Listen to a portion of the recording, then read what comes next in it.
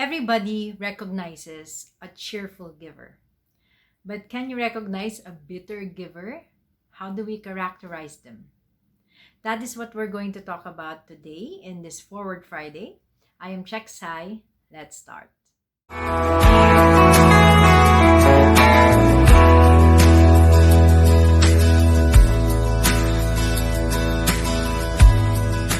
Giving in itself should be a fulfilling act. It should be something that enriches us and hopefully enriches the other person as well.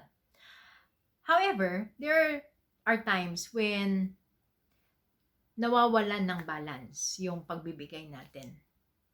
Paano? Number one, kapag hindi malinaw if we are expecting something in return. Kapag nagbigay ka at hindi mo sinabi that you are expecting something in return, whether they give you something back or not, dapat hindi sasama ang loob mo because it was not made clear from the very beginning. If they do give you something back, then well and good. If not, dapat malinaw sa'yo na it was not called for in the very first place. Another thing is intention. Are you giving it so that you can make them feel important or because you want to feel important? People who want to feel important when they give tend to give too much because they want people to realize how important they are to them, and your sense of value somehow rests or is anchored on how much you give other people. Sometimes you tire yourself giving out to others until you're all consumed because that is where you draw your sense of importance. And lastly is to check kung what you are doing is making you a better person or not. Is at the same time, is what you are doing making others a better person then? Minsan kasi, kapag nagbibigay tayo, we become bitter because we feel we're sacrificing too much. Tapos, on the other end, yung mga binibigyan din naman natin, lalo't kung sobra-sobra, na i-incapacitate because we're doing too much for them. And there are even instances na baka nararamdaman na nila because it's not making you any better, it's making you bitter, na burden sila sa'yo. So you think that you are doing something for them, but in fact, nagkakaroon ng mabigat na feeling between the two of you because you feel that you are sacrificing for them. Sila naman, they're not asking for that sacrifice, but they are burdened by your sacrifice.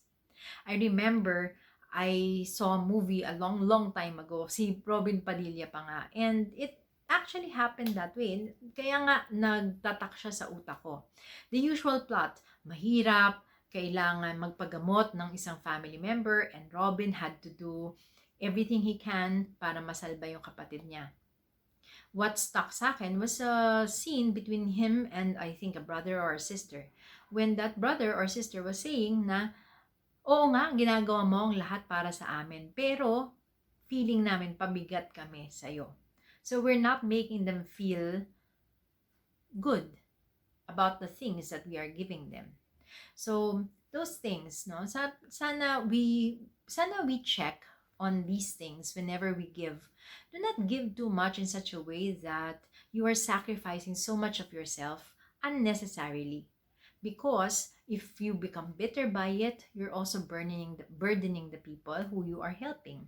Or baka naman ini-incapacitate mo na sila. O baka naman yung self-worth mo ay naka-hinge na dun sa mga pagbibigay mo in such a way that you cannot stop giving anymore. Even if it is no longer needed by others, it becomes your need to give.